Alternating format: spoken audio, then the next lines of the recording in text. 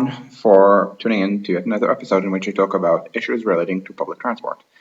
And I don't want to be too topical right now, so instead of talking about anything related to Ukraine, which I mean, not my field, let's talk about public transit and rush hour in the context of working from home and the return to the office, because I'm already seeing some American reporting about what is it going to mean for public transit if work from home is going to happen permanently, and people are already talking about reoriented public transport away from rush hour, and about how it's somehow more egalitarian to build a public transport system designed for everywhere travel, decentering city center and decentering rush hour.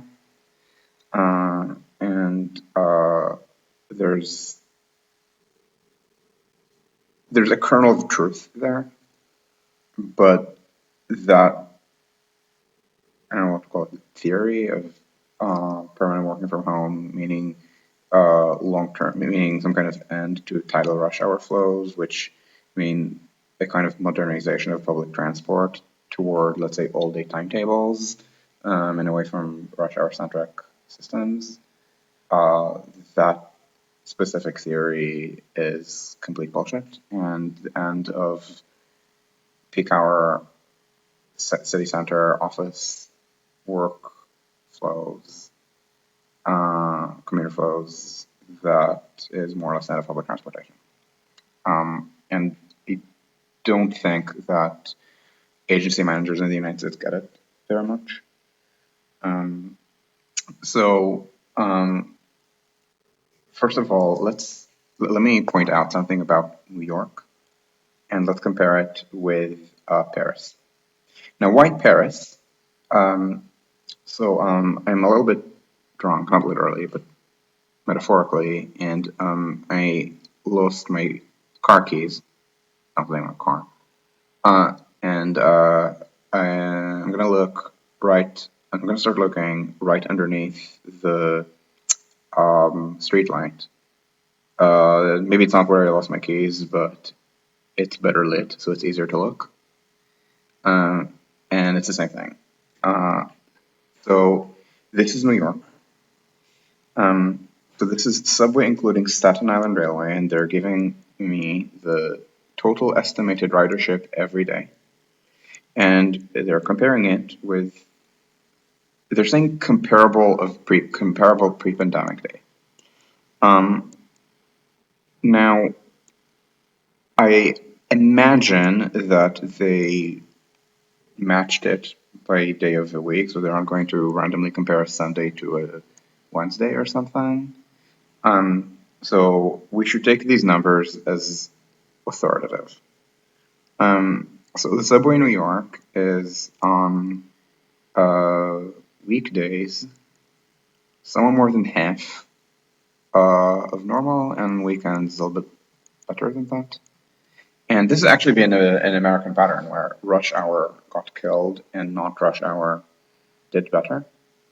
And this is an artifact of working from home. So I'm gonna check Taiwan right now, and I have not checked Taiwan in quite a while. So this is, for example,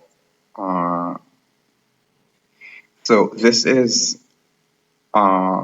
gonna be pre-pandemic, I believe, right? Because 109.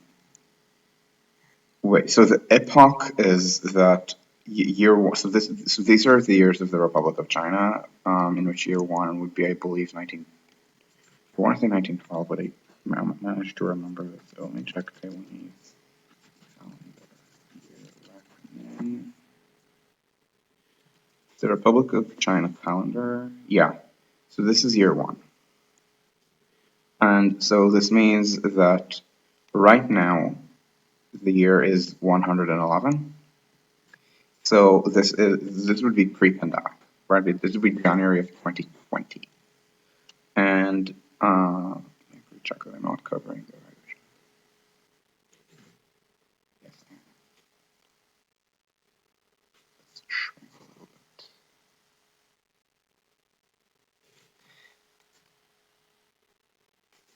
Okay.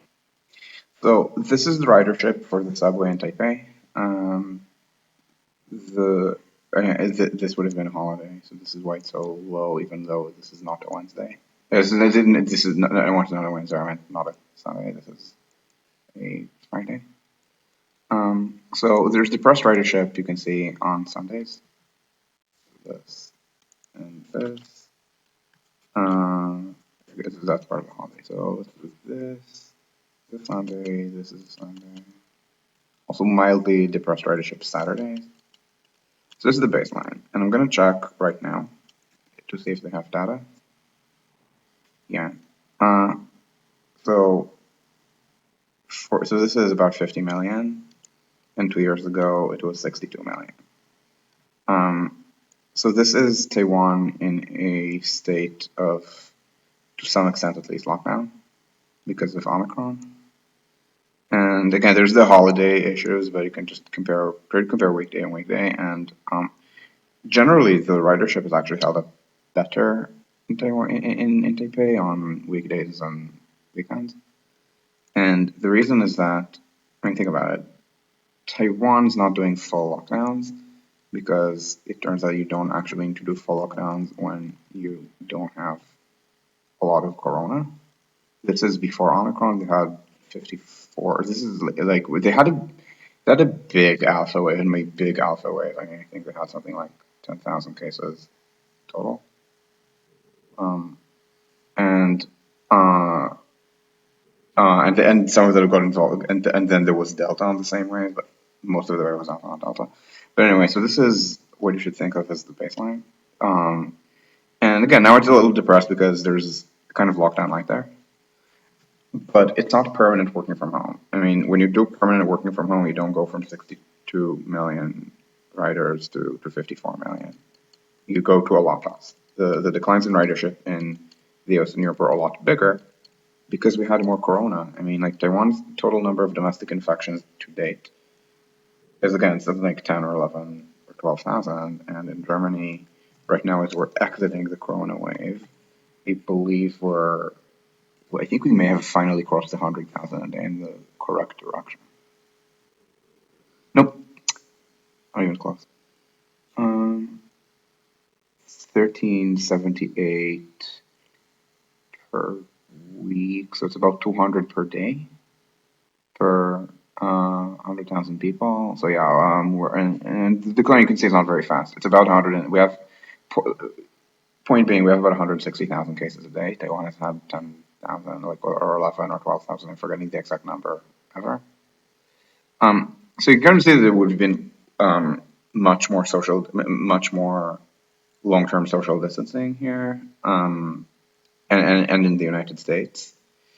And I would compare it with Germany. I would actually compare American costs with German costs. Not dot costs, sorry. I keep saying costs because that's what I usually do. I'm going to keep comparing American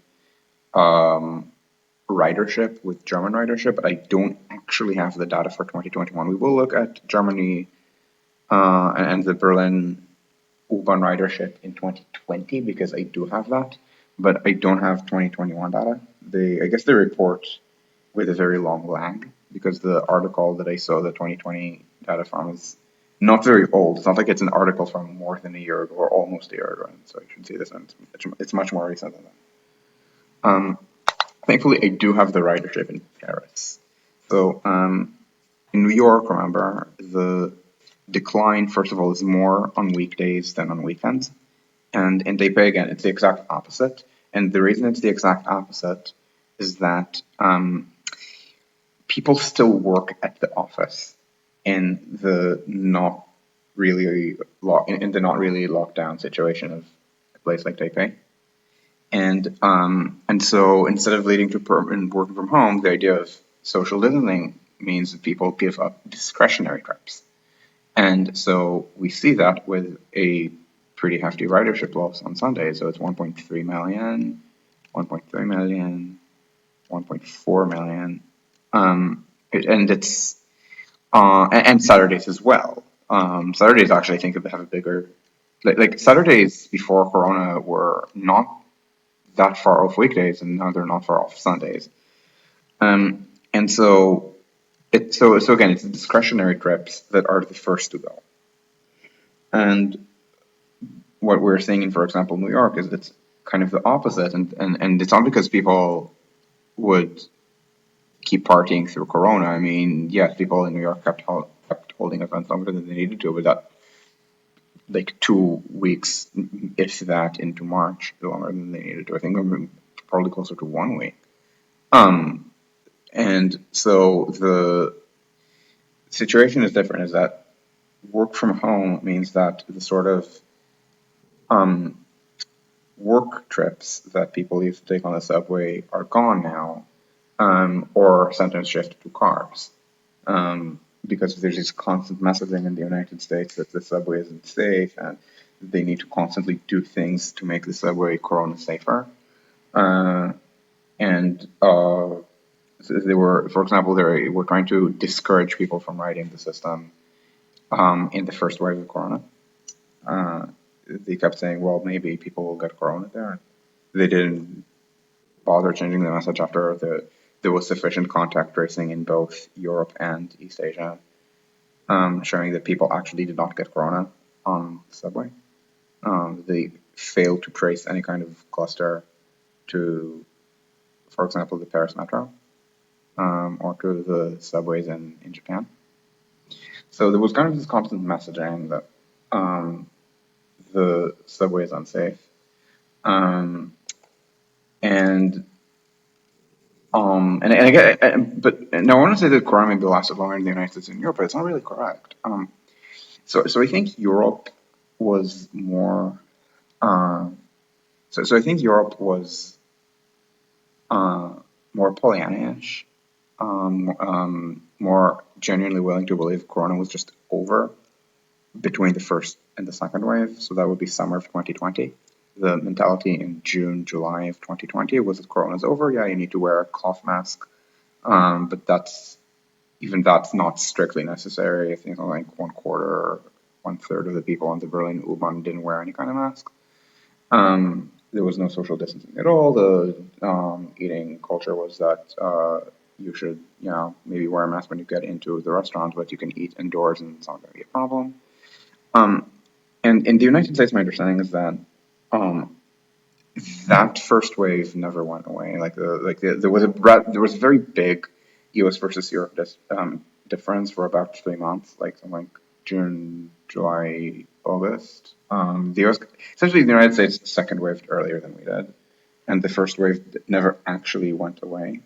I think it was also political in that Donald Trump was staying Corona denialist throughout, and there was this kind of mentality that only nerds with pronouns in bio in big cities that are not real America care about Corona. So in New York, so I mean, where's the subway ridership in the United States? Remember, 40% of people in the United States who commute by public transit for Corona live in the metro area of New York.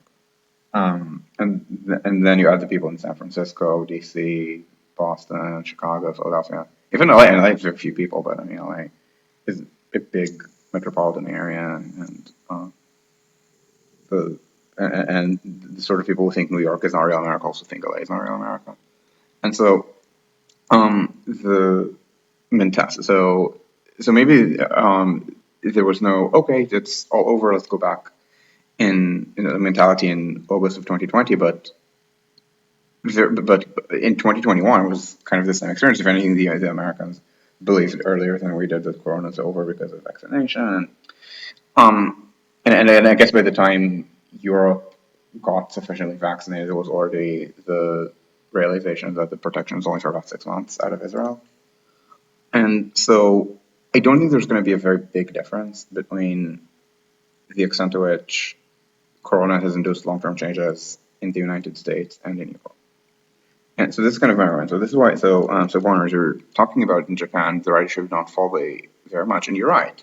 But first of all, Japan specifically has a very rigid work culture about working from home, even by the standards of Korea and Taiwan. This was noted in the first wave as a reason why Japan did worse than Korea and worse than Taiwan.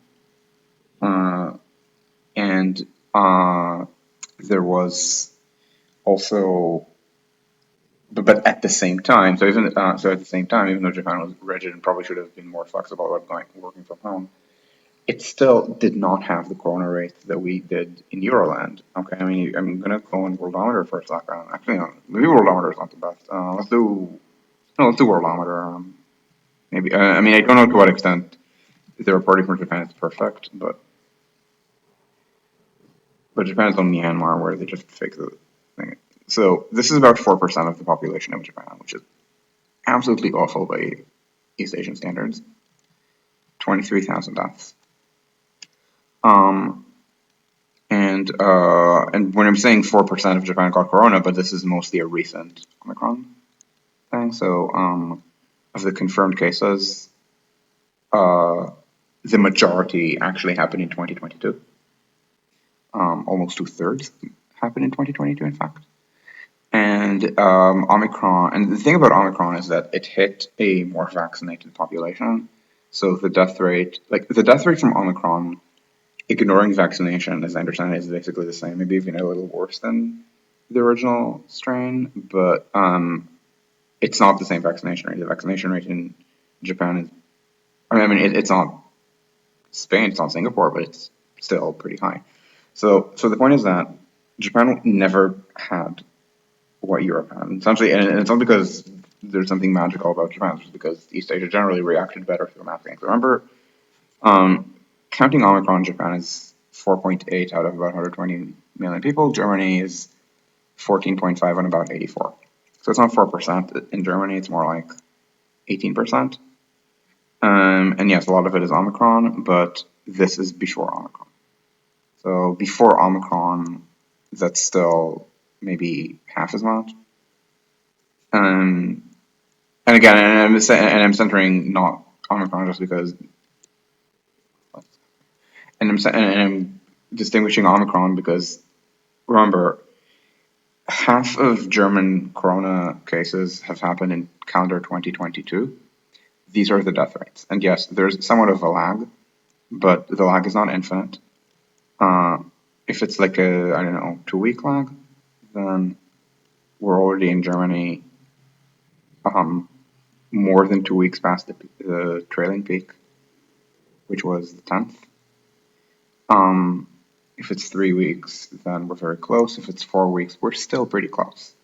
I mean, 4 weeks ago is this. So we're actually at this point slightly more cases than 4 weeks ago, and the peak was noticeably more, but not infinitely more. So this is what Omicron does to current vaccination rates. This is what vanilla corona did without vaccinations and with Saxony and Thuringia completely failing to defend against corona and the nursing homes. So, um, so in terms of long-term changes, just wouldn't have been very many. Yeah, I mean, yeah, because of the FaceTime thing in East Asia. And again, my understanding is that Japan was just less flexible about this than South Korea and Taiwan. But South Korea and Taiwan, again, I mean, they did not have the reason to do this. Especially not Taiwan, where, just as a reminder, the ancestral corona infected a few hundred people in, no, it was a few hundred people, even including imported cases. I think domestic infections was something like 100 something, like 112 or something, until they got alpha more than a year in. And so the kind of long-term changes we're talking about, I'm just saying all of this as a kind of prelude, as a way of establishing that we can't really compare with East Asia because we're talking about the long-term effects of a disaster that, by and large, did not exist in East Asia.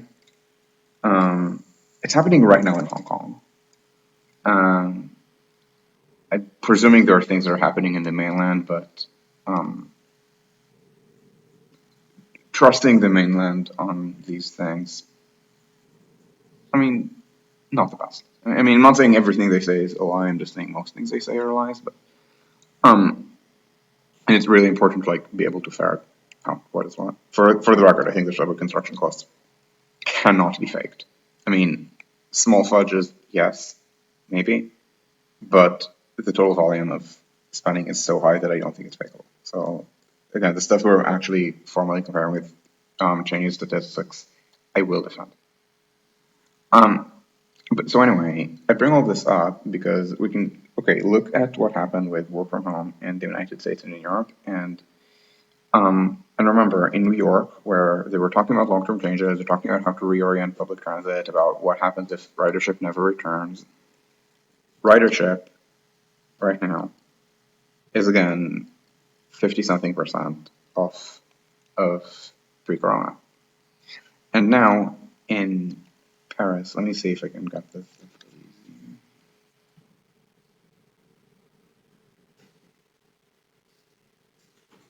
Yeah.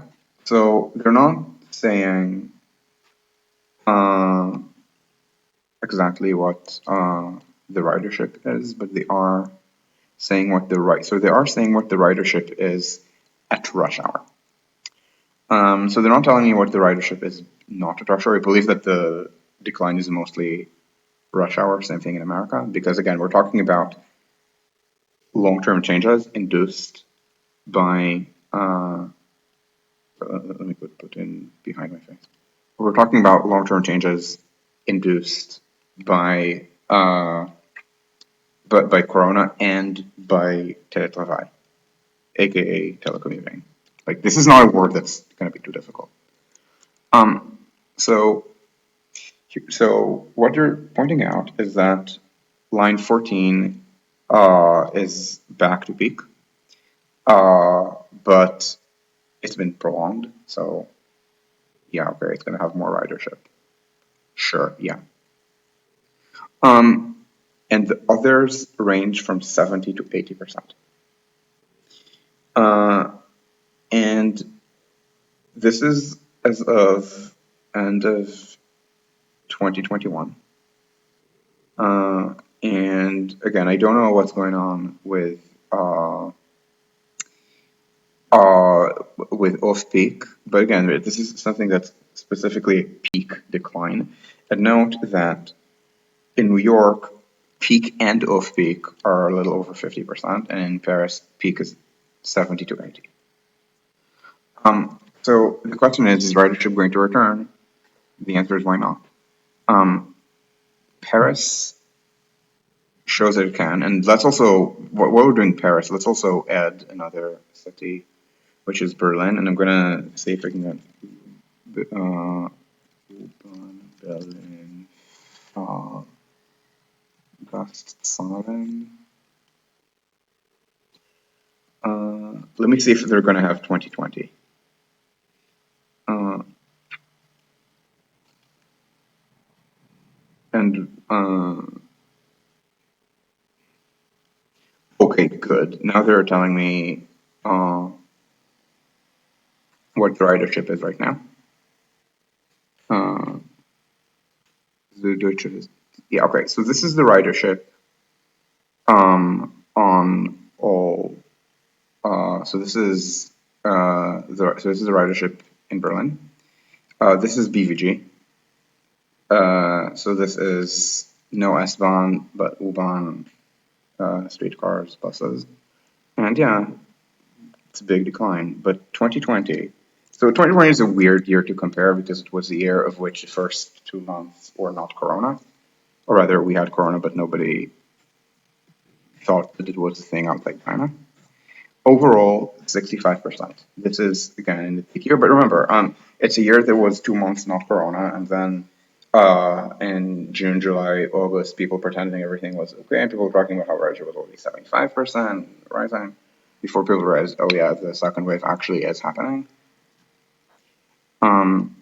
So the Deutsche Zeitung uh, says that ridership is between 60 and 70% of normal. And but here's something important: 4.8% of traffic has disappeared. So one trip in 20 is canceled, and the reason this is happening is that a lot of drivers are sick because remember we're closing in on 200,000 cases a day, maybe a little bit less, and it's getting better very slowly, but it's still a lot of cases. And yes, most people are triple vaccinated.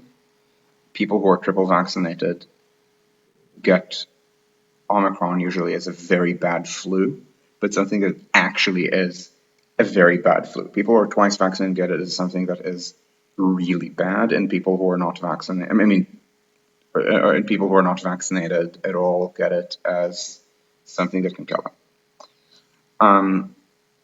And so this is still leading to a lot of lost work days, and this is mostly being done at rush hour. And I can't find the link because I wrote when I saw it, I didn't put in Fahrgastzahlen, I put Fahrgäste, and I guess I got different links on this. And are they going to have anything from 2020? Nope, ends at 2020. Yeah, it's 2019. Okay, but what they're saying is that they're mostly curtailing the extra service at rush hour.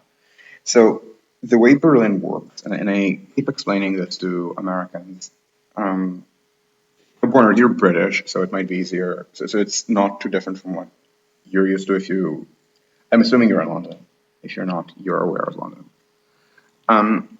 So in Germany, the default for service is that it runs the exact same timetable all day. However, this does not mean the rush hour does not exist. It absolutely does. So sometimes there is extra service. Now, how do you do the extra service depends on what the constraints are. In Switzerland, for example, they do have extra service, but very little, I believe. So I don't know how it works in Zurich right now because I only compared peak and off-peak timetables before the second S-Bahn tunnel opened a few years ago. And before it opened, the way it worked was that they had 20 trains per hour off-peak, 24 peak. Right now, I believe it's 16 in each tunnel, and it might be actually the same peak and off-peak, I'm not sure. And the and the way you provide extra service at rush hour is by making the trains longer. So you're going to spend more on rolling stock that is not going to be driven a lot because it only is driven at rush hour. I mean, you can cycle between the trains and then maybe do some light maintenance off peak to be a little more efficient. But at the end of the day, on the margin, it means you're getting more equipment that only runs at rush hour, and that's just not very efficient. So you only do it when you absolutely have to. So when the trains are very crowded, but I mean, Zurich is a by Swiss standards, big city with a big central business district, very high transit model. So I believe the entire canton is 30%, and for a city that size, that's very good. And so New York is 30%. The entire canton of Zurich is about the population of the Bronx. And so and so the way that it works is that they lengthen the trains, but because the timetable is so delicate and it's based so much on these timed connections and timed overtakes and various pieces of infrastructure like junctions and signal pathways that are designed around a specific schedule, that it's actually a chore to add service. So this is how it works in Zurich. Now, if you have a subway like in Berlin, that's not your constraint, because if you have a subway, your infrastructure is two tracks underground, they interact with nothing.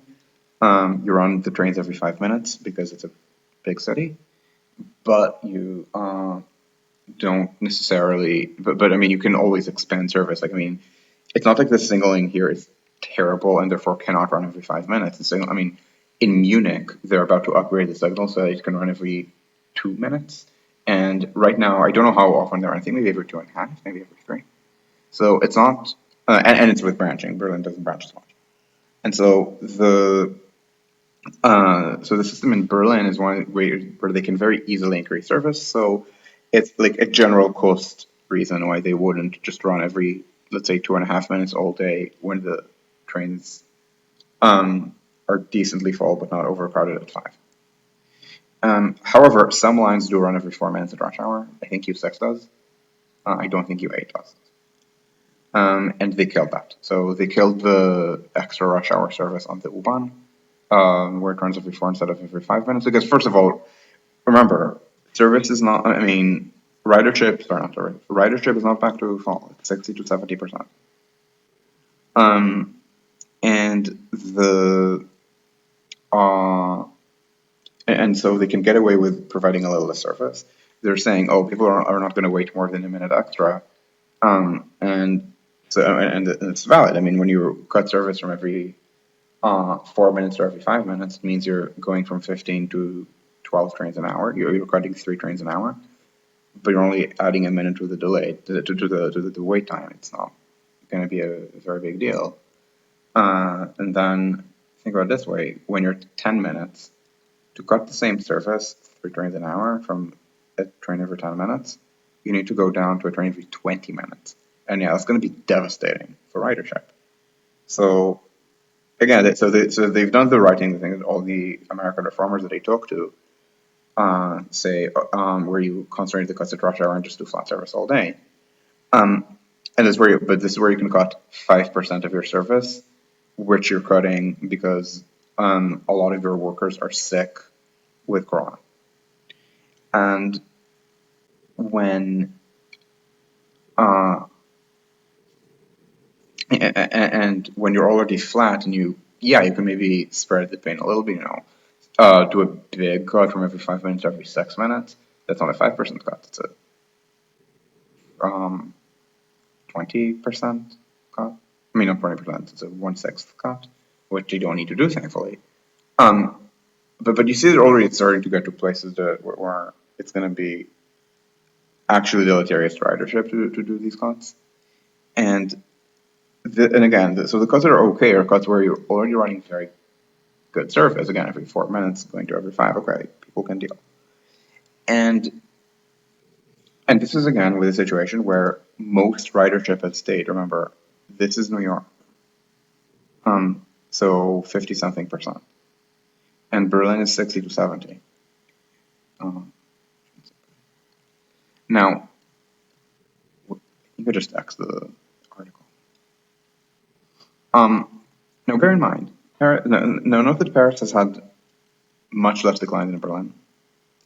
I cannot tell you why. Like, I don't know. Like, I haven't been reading enough French media for me to be able to tell you exactly. Um, for me to be able to tell you exactly what's going on there. Uh, like, it's possible that they just didn't do as much work from home as Berlin did specifically. I'm actually curious to see if we can find data for Munich. No, not 2011. Certainly not.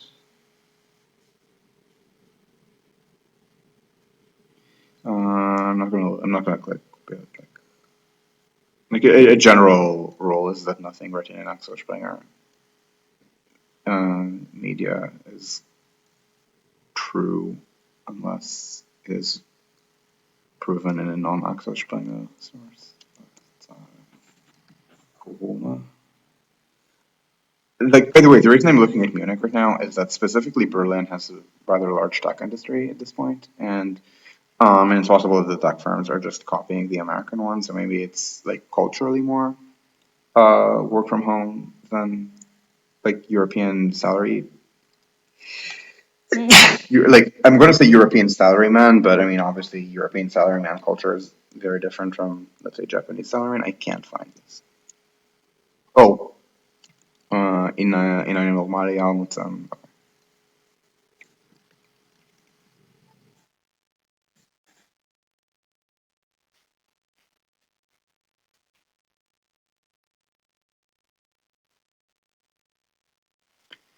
yeah, they're saying dramatically less, but they're not actually telling me how much less.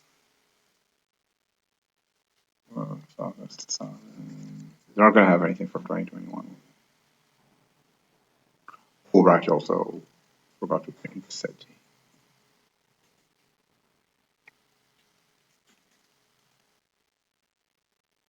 Uh,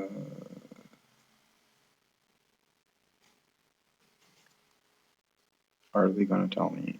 But But either way, I mean, note that even in Berlin, which is, I think, more work from home, which I think is more work from home friendly than, let's say, Paris or Munich. Nope, still the same, the exact same one. Uh, it's well, we're doing better on this in New York. Yeah, so in Berlin, 2020 was about 65% of normal, and this is less. This is 50 something percent of normal in 2020. Uh, but note that even then, this is doing better than New York would in 2020. And so in all I'm pointing out is that in Berlin and Munich, and especially in Paris, it's just much less of a decline than in New York. And I want to talk about this a little bit because work from home, there's this idea that work from home means, oh, we can just run a flat schedule and it is going to work and we're going to have more equity, and this is just not true. Remember, we run a flat schedule in the city I live in. Now, in my previous city, Paris, they do not run a flat schedule. Um, the French way is not the same as the German way. The French way is flatter than the American way, but it's not flat. Trains run every minute 30 rush hour and every, I think, 2 minutes 30 or 3 minutes off peak. Um, on the theory that, yeah, you're not saving a lot of money running every 3 minutes as opposed to every 2 minutes, but also who cares? Like I mean, it's a lot of trains per hour, and ridership is just not never going to be sensitive to 2 versus 3 minutes. So if you don't have capacity constraints, who cares? Um, and and at the lower ridership lines, you do see a little bit more flatness to the point that I would be bummed when I would go to game night and it was 11 at night, and I was not riding one of the busier lines to the game night. I think it was, I don't remember. It was around Port Saint Denis, so it would be M5, I think, as opposed to M1. I mean, M1 to M5. Uh, and M5, I believe, would run or M8 every 7 minutes at 11 at night. So, so when I'm saying Paris doesn't run flat schedules, please do not interpret that as Paris has American levels of peakiness. No, it doesn't. Um, like, yes, the busier lines do spam ungodly amounts of service at rush hour, uh, but off-peak service, again, every 7 minutes on one of the less busy lines at 11 at night. Now, I don't want to say that this is why Paris ridership has held up better. This is not why Paris ridership has held up better. Um, Berlin is not much worse than that, and has not held up as well. So the issue, I think, is that in the United States, there's kind of, oh, rush hour is over. And it's kind of, I think, this normalization of people not going to the office anymore. And this is very much a consumption versus production issue. So, um, in the first wave, so it will be spring 2020 and summer 2020, I talked to a lot of Americans about this. And I kept asking, okay, in your experience, like, how do you perceive work from home? Essentially, this is an ethnography, except this is an ethnography of people of the exact same socioeconomic class as the researcher, which means that it's not actually an ethnography. Like, the whole point of ethnography is that is that it's actually hard to, um, to do this kind of qualitative study of people who are very profoundly different from the researcher. So establishing trust is really important. And this is, by the way, something that's not even just it's not like, I don't know, writing about how people perceive something. It's also linguistics. Like, you cannot do social linguistics without that level of trust. And there's no way I'm ever going to be able to find the link right now. It's something that I would have read 15 years ago, maybe more, by William LeBeouf, uh, who might be the second or third most cited American linguist. Or like I think it goes Noam Chomsky. I want to say it goes Noam Chomsky, then either William LaBelle or George Lakoff, and then the other. Um, but anyway, that he would say that when you investigate, for example, the accent used in Black vernacular English, um, you can't just walk into like Harlem or wherever as like a white professor and talk to people because they will code switch with you. So like even just studying the grammar, studying dialectal grammar requires that kind of trust.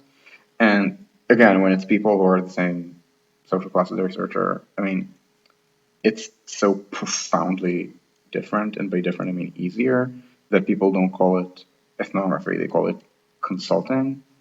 And so what I heard from again people with people that I knew, people that they knew. So the trust issue is there's I mean, you can always study like groups that you remember. Um and essentially nobody was was portraying work from home as always good. Everyone without exception mentioned that some people had problems with it. Now, what people varied on was who had problems. So it could be that maybe someone was telling me, oh, work from home works really well for me with my family situation, but I know other workers for which it is a problem. Or the reverse. There are other workers who are making this work, but it does not work well for me, is what other people said. And they often ascribe this to, again, issues of age, experience, family situation, but they were always, in 2020 at least, inconsistent. So inconsistent means, in this case, that it's not like people consistently said that it works better for people without families than for people with, or the other way around. Again, some in some cases, one was better, and others the other was better. Like my interpretation, at least, of what people told me in 2020 was that some people make it work, some people don't. Um, it's entirely random, or maybe it's an interaction of one of these things and the specific industry. Like maybe for more experienced people in some specific cases, it's better than for less experienced people who need the mentoring, or in certain other industries that's less important. So something was always going to be a problem with it. And now what I've heard more recent, now this was almost 2 years ago, and work has kind of adapted to that. So what I mean by adaptation is, for example, a very early adaptation was the use of Zoom. Zoom was not invented during Corona. I do not remember when Zoom was invented. I'm going to actually check, but I believe it was a few years old at the time of Corona.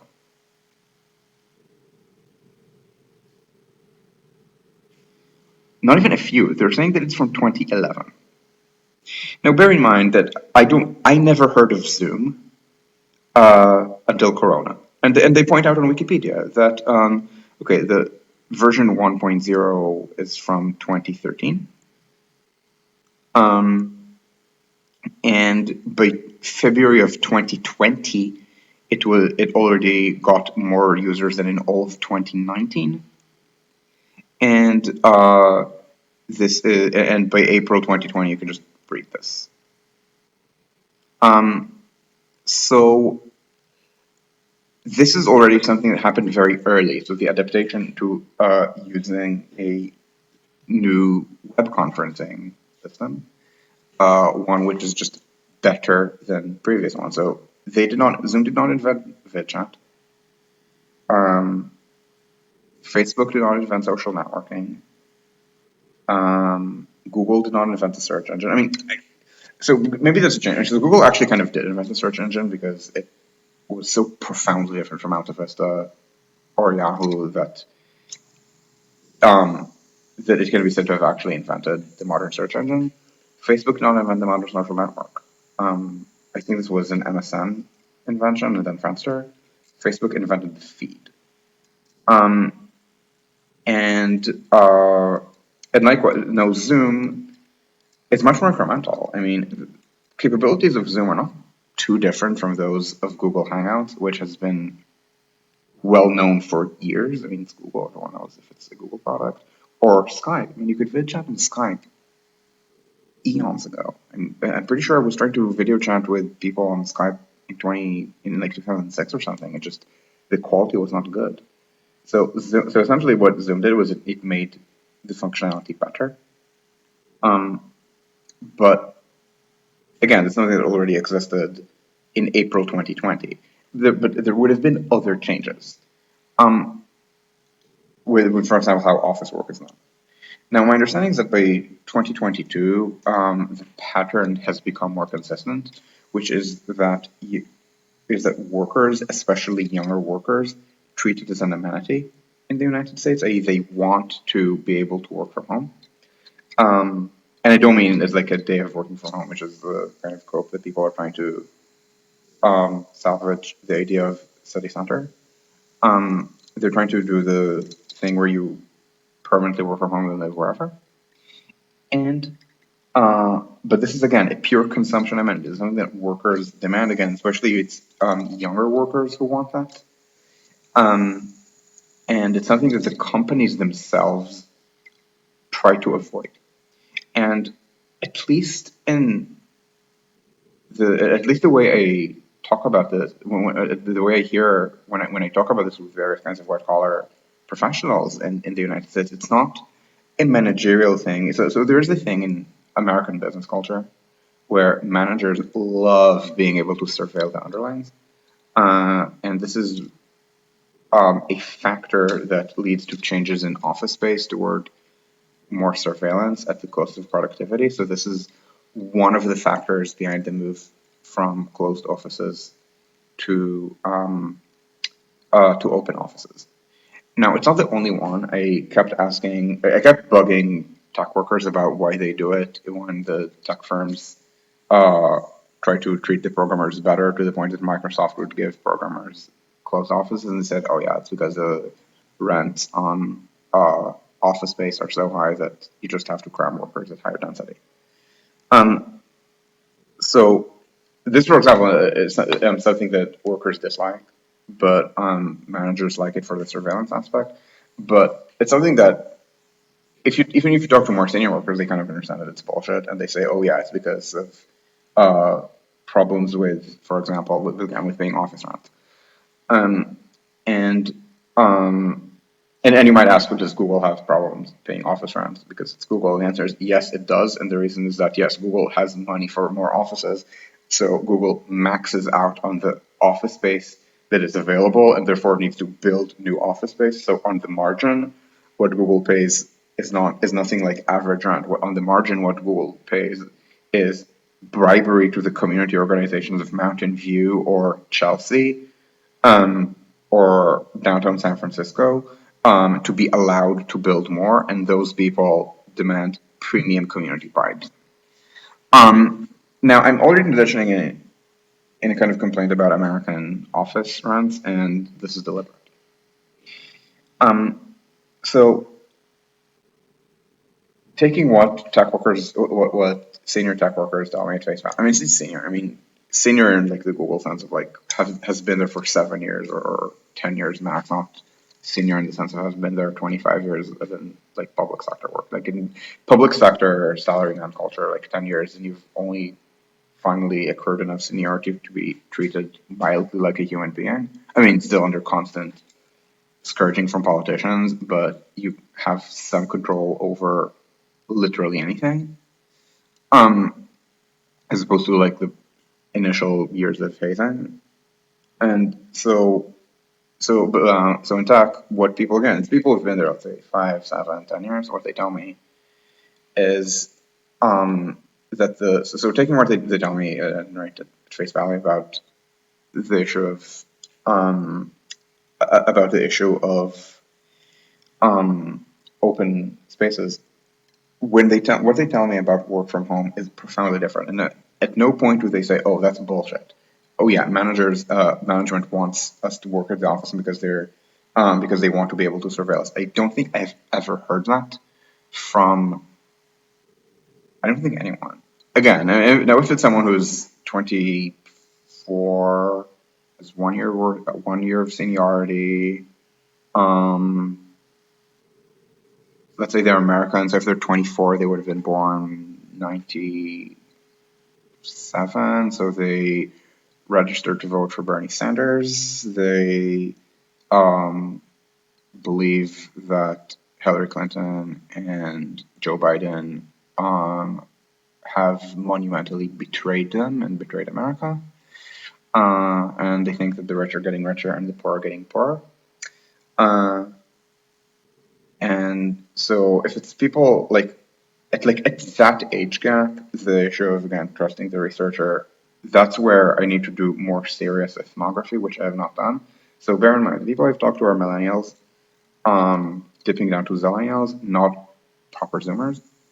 And one of the things the millennials tell me is that there is a generational issue with the Zoomers wanting to work from home as a consumption amenity. But again, the issue of the open office plans, everyone hates that, and the issue of work from home is profoundly different. So it's a consumption amenity and a production disamenity. So the office employers are trying to get workers back to the office. Now they're not nearly maybe as scourgy about it as, let's say, Mayor Adams in New York, who views it as a kind of symbol of defeatism that people work from home, and this is something that he does while also repealing mask requirements and vaccination requirements.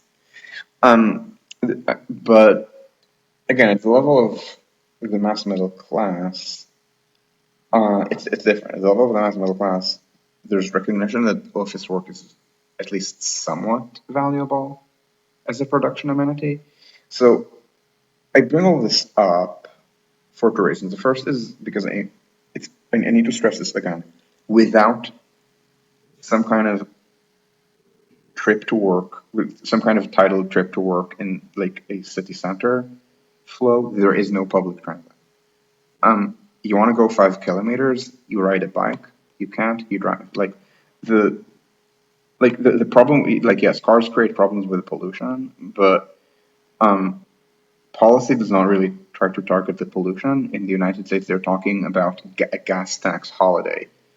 Putin literally invaded Ukraine, and populist politicians in the United States, and I don't just mean extreme right people who are openly or not openly pro Putin, I mean everyone, they're talking about a gas tax holiday. So, so none of this is about any kind of environmental policy.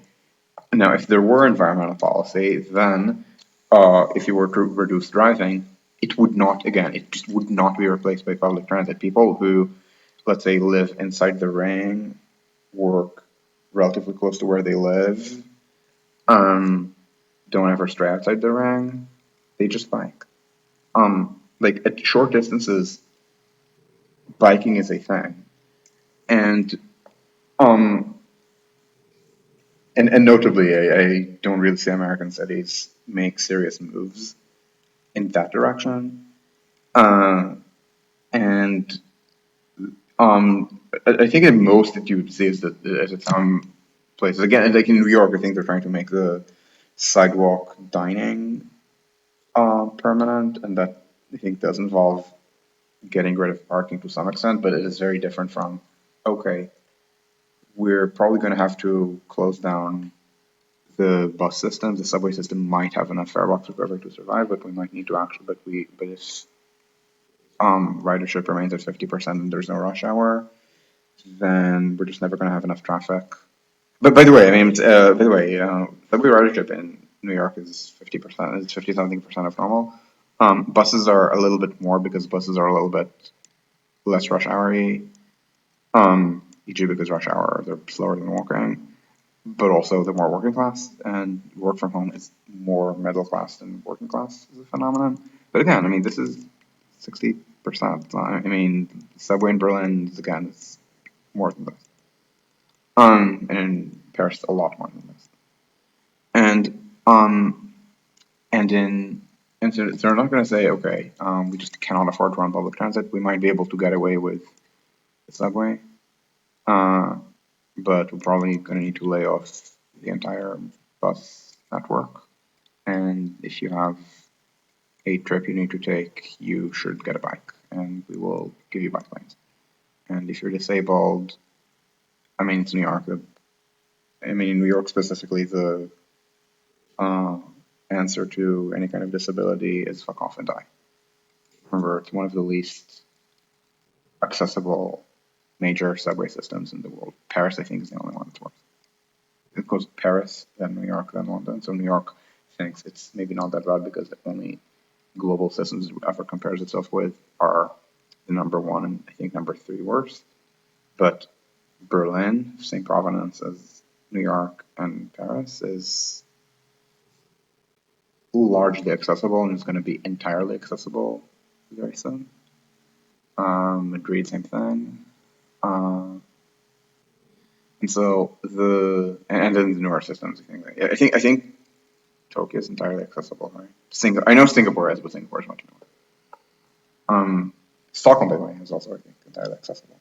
So so the point is that in so there's this idea that ridership can ever sorry, that you can ever run public transit without rush hour, and you can't. And the reason you can't is that you're just not going to get enough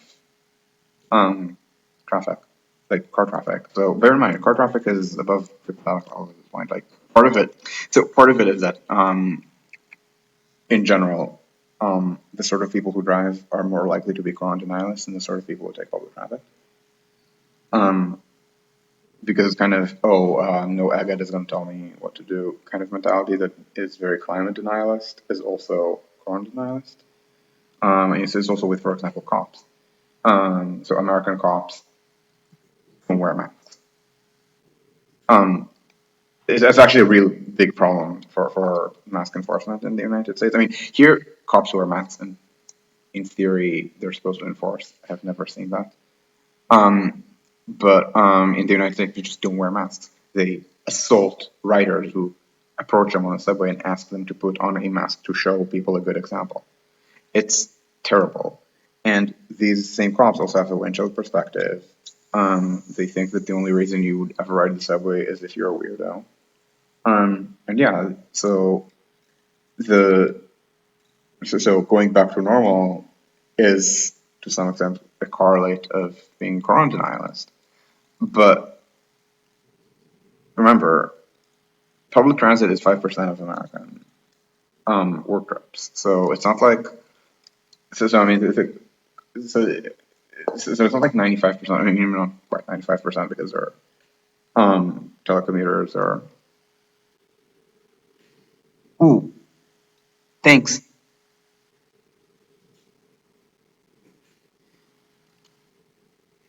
So notre rapide, des heures de point au jour de point.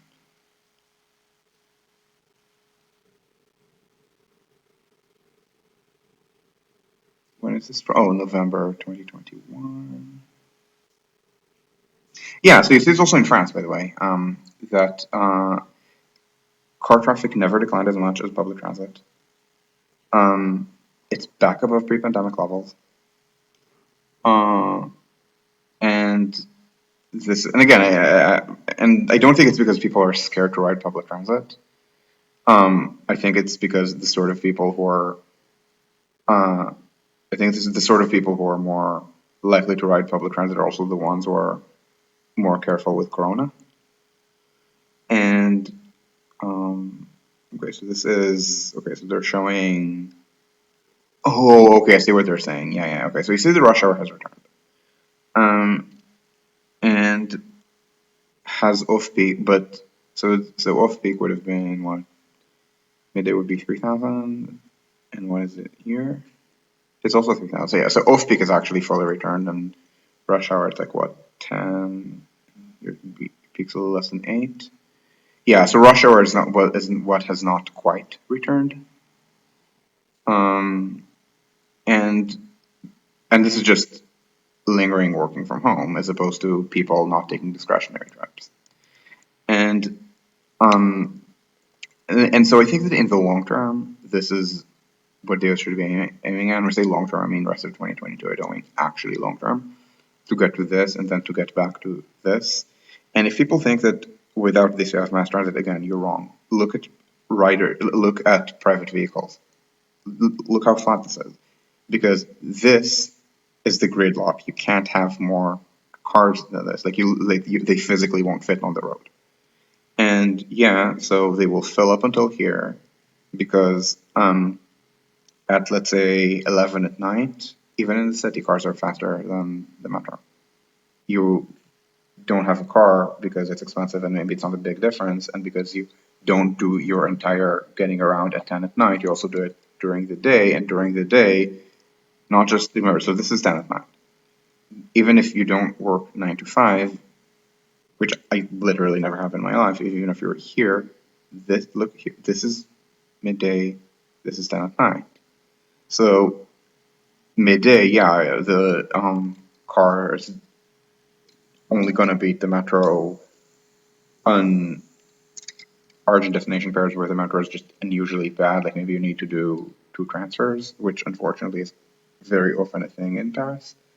But if you're more card or airline, forget about it. And then when it's 8 in the morning, it doesn't matter. I mean, you can be going between Nation and I don't know and Valade or something. I think Nation is generally very poorly connected with the left bank. So especially with the core left bank near the river. So something like Nation Valade, yeah, this is. I mean, this time of day, yeah, forget the car. So the cars are filling on other things, and so when you don't have this, the cars stay. So this is a really important thing regarding model split. And yeah, so this is going to be this is going to be line J, but I doubt there's going to be any difference with them at all, especially because the so you weren't here when so this is the article that I was going off of, uh, which I imagine just uh, describes the thing you just sent me, which explains this by metro line by airline. So it's not a unique thing to one line. This is like the actual performance is remarkably consistent across the various lines. The only big difference again is the line that was extended uh, during Corona, and so if you don't have this, again, just don't have public transit. Like you're never going to get public transit where I mean, you wish you could have public transit where the ridership, instead of looking, looked, like this would be a lot easier to run, but it doesn't actually work this way. You need to do this, and especially even more. Now this factors in decline for the rider, and like there's a long-term decline, like going with slightly smaller peaks and smaller and larger troughs between and higher troughs between them. And this is easier to run, but remember, um, if you go too low, you're just gonna. I mean, cars exist, and so this is in time, and then there's the issue of centralization in space. If you don't have working at the office, you don't have city center. Okay, the purpose of city center is as a job center, and this is true even in places that have very mixed use city centers, like Paris or like Berlin. If you go to Paris, yes, the city itself is very mixed. But the city itself also has something like 30% of work in the entire metro area. And if you include La Défense and Neuilly, it's 37%. Uh, which, just as a reminder, beats every American metro area. Not by, I mean, it doesn't beat New York by much. I think New York is 35%. And usually these numbers are degressive. So 35% in New York is higher than 37% in Paris. I think Tokyo is even less. I think Tokyo might actually only be 30. Um, in like a Paris-sized city center. Um, but Tokyo, but by Tokyo standards, Paris is not especially large. Um, Even though like Japanese people have this weird this weird fascination with French culture, like to the point there's literally something called Paris syndrome, where it's usually Japanese tourists who visit Paris and think and see that it's a much less romantic city than they expected it to be, uh, and they get depressed. But anyway, so the issue is, yeah, this is Paris, and yeah, Paris is not as high kurtosis a metro area as New York. So in theory, again, it's 37% Paris, 35% New York. People working in the Paris size slice of the metro area, or Paris plus La Défense size of the metro area, but it's like it splits differently in New York. In New York, the central few like New York is way more people working in the central 5 square kilometers than Paris. But in Paris too, I mean, you look at the central few square kilometers, like this area. So, like let's call it the area west of Les Halles up till Saint-Lazare, plus the more commercial parts of the 8th and the 2nd, I guess, like this part. Um, this is still a city center. Thank you very much. Like, yes, there are things that are not literal office buildings, like the opera. But all of these buildings, that's like the land use here is largely commercial. And if you don't have the largely commercial thing, if the city just smooths out, smooths out to everyone sitting at home, then then you don't necessarily live in a city because why would you? I mean, if you're working from home, the city does not need to exist. You can live in, I don't know, Le Mort Juif or wherever you grew up in. Now, the city still has consumption amenities, don't get me wrong. Um, but overall cities behave more based on production and consumption amenities. So, like the sort of people who have a lot of consumption amenities in the city are generally counter elites. So it's who thinks. So, for example, queer people. Remember, if you're queer, everything is like imagine everything is 1/10 the size.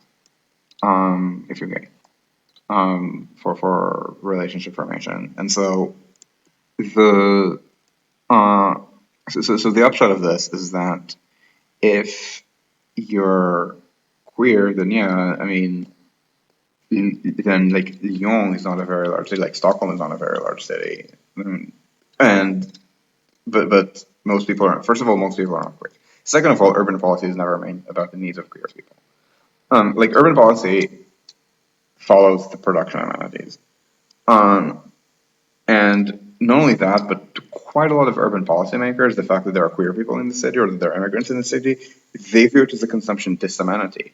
Remember, having black people in the neighborhood, um, the net effect is to reduce property values. Now, does this reduce productivity? No, it doesn't. On the contrary, like openness increases productivity. And like maybe the idea of openness counters as a consumption amenity, but on net, this is not a on net. The city exists because of the concentration of places of work.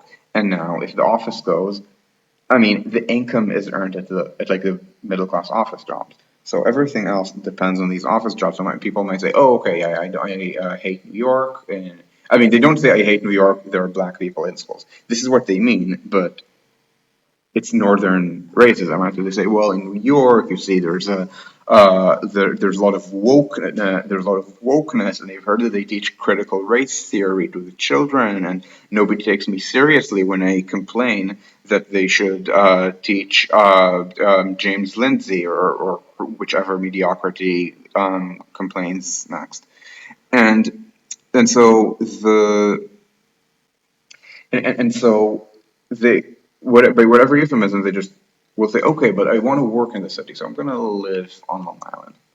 But okay, if everyone works from home, you don't live in Long Island, you live wherever, and then and now Long Island has a lot of its own jobs, but it's jobs that serve the commuters. Like the income in Long Island comes from the commuters to New York. So then Long Island rise, and the same is true of all the other suburbs. Like when you and so in the same way, so in the same way that you kind of need uh, like the high traffic of rush hour again. You don't need to go as far as this, but you need to go as far as this or something to actually dominate the car. You need it to be concentrated in place and not just in time. And now, concentrated in place again does not need to mean the like few square kilometers of New York. It could mean something much wider like Paris, but Paris still needs to exist, and it means it needs to exist as a job center. Remember, the Parisian elite loathe the city and the people who live in it. Remember, the Parisian elite want to take this, which is Gardino, which is okay, just a train station in the city, and they want to like do like something like explicit Negro removal. Like, like I don't even, I can't even explain the Spanish other term. Like there are these plans for urban renewal in this area where it's not like there's anything here that's low quality. It's just there are black people because there are first of all, northern Paris is just more racially diverse, and second, the suburbs behind northern Paris, so like it's literally Saint Saint Denis. And so there are black and Arab youths who loiter around the train station, and the sort of Londoners, radio stars, and Parisians who would never be caught dead on the metro and take taxis everywhere, see, but do maybe ride intercity TGVs and Eurostars, and they get offended by the existence of people of color who are not in the process of being beaten by cops, and as a result, these people were making these grand proposals for rebuilding the station, a station that, to be very clear, does not have great wayfinding, but the worst part of the station is the Eurostar. It's the Eurostar. What's it called? It's the Eurostar queuing. It's the Eurostar process where you need to queue for security and then for passport control and then for platform control.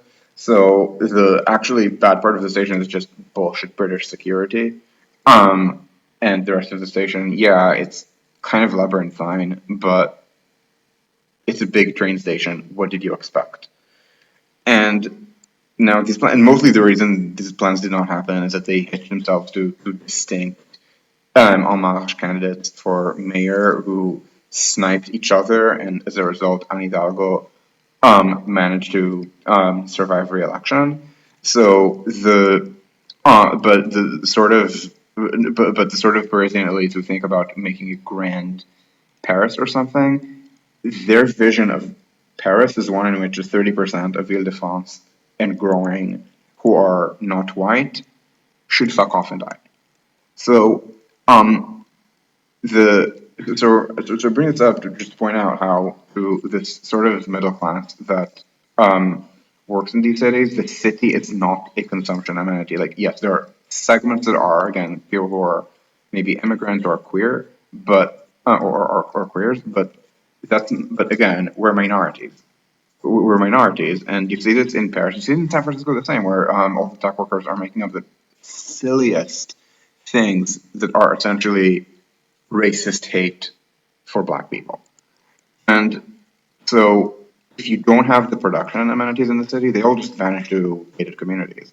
And even and it's not even going to be like a place like New York or Paris or wherever where you have public transit, but it's always going to look like 10 at night. So it's going to be an option, but cars are always going to be at least somewhat faster.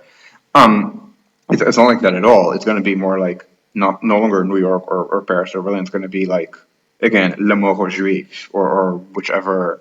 Like I don't think they have anything named Le Mort Juif in Germany or in yes, I mean technically it's no longer doing France. They renamed the town Le Mort Juif to something different after people complained about it in 2015.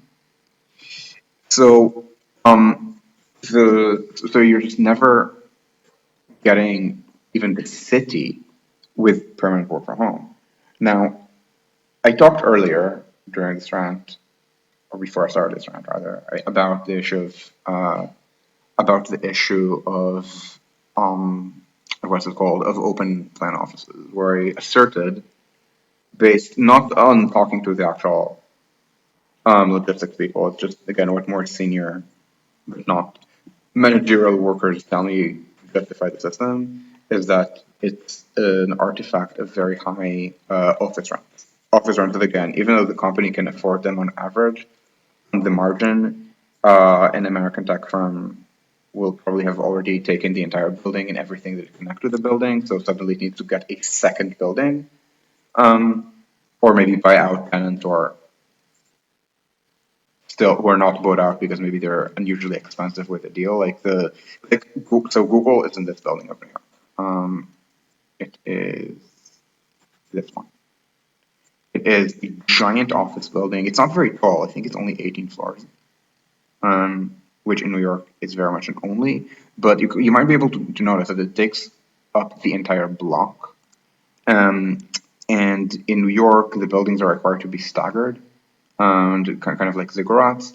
And so the marginal, and so if you can take the entire block, what you gain out of being 100 floors, I mean, you obviously gain a lot, but you have, but the first 18 floors can just give you more thickness than the subsequent 82 floors. So this building actually, I want to say it has something like floor area ratio 15 or something like that, or 16. And the Empire State Building is 33. So this is, again, it's not a skyscraper, but this is very high job density in this block. Google owns, if I remember correctly, something like 15 floors of this building. I don't remember. But my understanding is essentially the entire building is Google except for a handful of tenants who Google have not been able to buy out. So the office. So if you want to have more Google in New York, either it's a completely different office, so might as well just abscond and open a Google office in Philadelphia, or you buy this office space, but these are not very big buildings, or you take these buildings and replace them with something like this, but the community board will never let you. So essentially, there's a cap on office growth. Now, this has been a big feature of America in the last 10 or 20 years, where the downtown office rents in the big rich cities have have created a big production disseminante of America. Now, bear in mind, the United States still has higher GDP per hour than Europe, and actually the um, trend has been in favor of America and against Europe in the pandemic. Essentially, the United States, so the US was essentially the same as France and Germany on GDP per hour pre-corona, but during corona, the way the corona stimulus worked is that the United States kept GDP but not employment, and Europe kept employment but not GDP. So the United States actually peaked something like like at some point in 2020, the United States had higher unemployment than France. It's no longer the case. I mean, the United States is back down to like 4% or something, in France 7%. Germany is 3%. But the United States is still lagging on employment to population, and the United States is also reliant on constant influx of immigrants to maintain the workforce, and that's completely dried out in the pandemic. And uh, and so the United States just but the point is that the United States has a high productivity economy, but this specifically is a big drag on productivity, which is that the office rents in the rich cities are such that the firms end up breaking their operations this way. So again, so maybe Google's not the best example because Google is not based in New York; it's based in San Francisco. I mean, not even San Francisco, Silicon Valley. But they're fixing the same thing, just this version except sprawlier. So in New York, you can't do more, like you can't expand this because you can't add floors to the building. You can't buy out these buildings and build a big office building because the neighbors won't let you because the neighbors are against jobs because the neighbors all are rich homeowners who don't need jobs and think that jobs are icky and at this point complain about how there's inflation and they see help wanted signs and they can't find, and maybe some of them are business owners who complain that they can't find workers and they view it as a signal that the economy is bad rather than a signal that the economy is good and they should maybe make their business more productive, and if they can, they should work for someone else and whine less.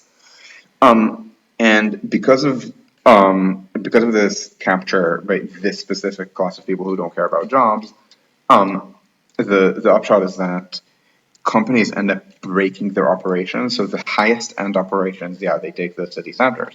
Um, I said before that when I talked about work from home in 2020, nobody said it was problem free. People disagreed about who was having problems with it and why, but nobody thought that it was problem free, and the employers reacted by buying up more city center office space. So Google, Facebook, Amazon, and Apple all increased their Manhattan office holdings. I think Microsoft is the only one that did it among the biggest tech firms. I'm also aware of similar things that have happened in Boston, where the more profitable and bigger tech firms are expanding their business, their real estate holdings, expecting the office to return. So this kind of work from home, and again, it's a specific kind of consumption amenity for some workers, but it's a production disamenity, and it might be happening, but with the understanding that it's a that it's a production disamenity. So it's for some workers a consumption amenity, for others it's not. For the record, for me as a worker, it's not. I don't think it's an amenity. I mean, living in the United States for me, it's a big consumption disamenity, but the concept of working like with coworkers for me is an amenity.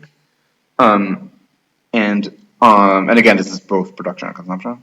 But the but when you break the operation so that the main head offices or like the highest end work is done here or in downtown Boston or in downtown San Francisco or Silicon Valley or in downtown Chicago, and then all the lower end functions are outsourced to wherever, and they don't even outsource to India because there's a big US India wage gap. I mean, it's way past that. No, I mean outsourced to a call center in Indiana. That's a big production disamenity, not being able to have all of the office functions within the same area. And this is again a shortage of high-end office space in American cities. A shortage again much more so on the margin than on average. I mean, Google could buy any of these buildings or offices in any of these buildings, but Google already has. Um, which one is this? This one. Google already has this building. I mean, the Midtown building would be nice, but what it really needs is to turn these things into this, or these into this, or this into this. Like this is what the big tech firms need, and the inability to expand the office space. This is, I think, where the work from home compromise is coming from. Already there's already really expensive office rent. So workers say, okay, so let me make me work from home, and the employers maybe grumble, maybe negotiate something where they pay lower wages, but the wages are going to be higher net of rent. But this is a problem fundamentally of, but it is fundamentally a problem of lack of space on the margin in the cities. Again, I emphasize on the margin, not on average. New York has 50 square meters per capita of residential space. Here's a list. The United States, by the way, is 73. So Americans perceive New York as a very cramped place. And remember, this is average, not median. New York is a high inequality city. So the median in the, so I don't know the median in either the US writ large or New York City, but the gap must be larger than a factor of about 1.5. And yet, US average is 73, New York City average is 50. I believe Berlin averages the same as Germany, which is about 44. Paris, the first world's number two overcrowding capital is 31. The number one is Hong Kong. Nobody's going to overtake Hong Kong. I mean, Hong Kong does not build much housing. At this point, the only thing Hong Kong builds is, I don't know, detention centers for people who like put up their hands like this, like the five demands on one last. And yeah, no, Britain has a similar problem. Now in Britain, also the space is bad on average. British housing, British housing quality is like stuck in the past. And so I believe in London, I believe the average space per capita is like 32, 35, something like that square meters. Tokyo has overtaken London, if I understand correctly. Seoul, not quite. I believe it goes, again, excluding Hong Kong, I believe it goes, Paris is the worst. I believe it goes Paris, Seoul, London, Tokyo. And New York is a lot better than all of these four. And not a single European country, sorry, no. I was going to not a single except, but it's a stupid phrasing. Two European countries beat New York. Denmark is, I believe, 51 square meters per capita. Luxembourg is 66, I want to say, but Luxembourg is small. Okay, Denmark is not as small, but more people live in New York City than in Denmark. So, um, so on average, New York does not have space problems. On the margin, it does. Essentially, in New York, rent control is a big problem. Essentially, rent control misallocates the space to people who were productive 50 years ago or to people who inherited from productive people. And then they usually talk about how they're inherently more moral for the culture of the city. They never are. I mean, you want to talk about the culture of the city? Talk to me about um, okay, about queer migrants who maybe know someone and can get rent control, but often don't know someone and can't get rent control. And so in Berlin, yeah, they afford Berlin either by having my income or by taking housemates, which is not all that common in Europe the way it is in the United States. So in the United States, yeah, you take housemates because there just isn't enough supply of an apartment for you on the margin.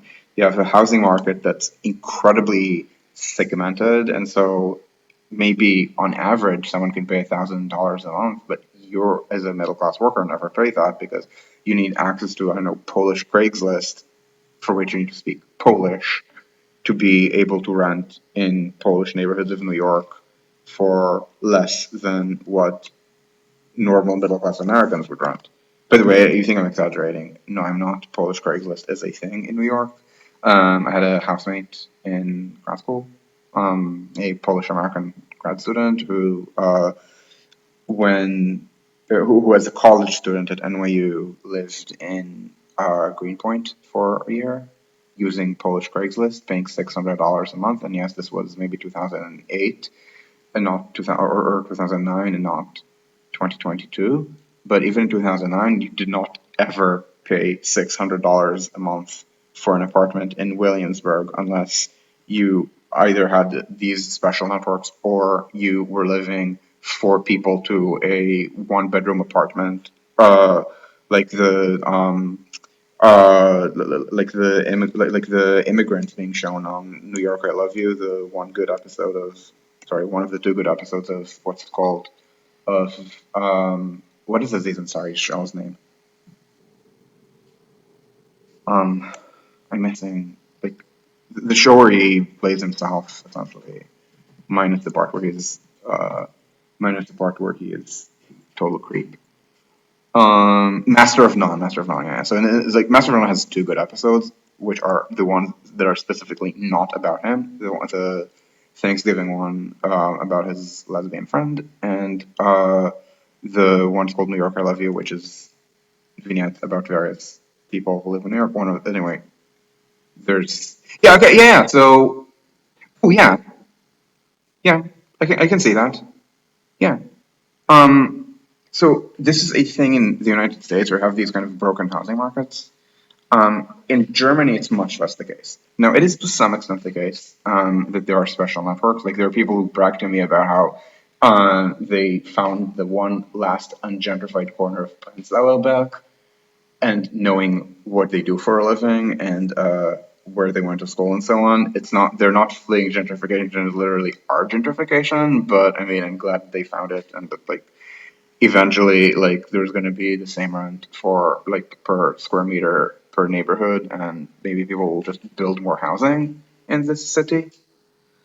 Um, and the so the issue is that even though um if you look at a very high level perspective, it does not look like there's a shortage of office space in New York.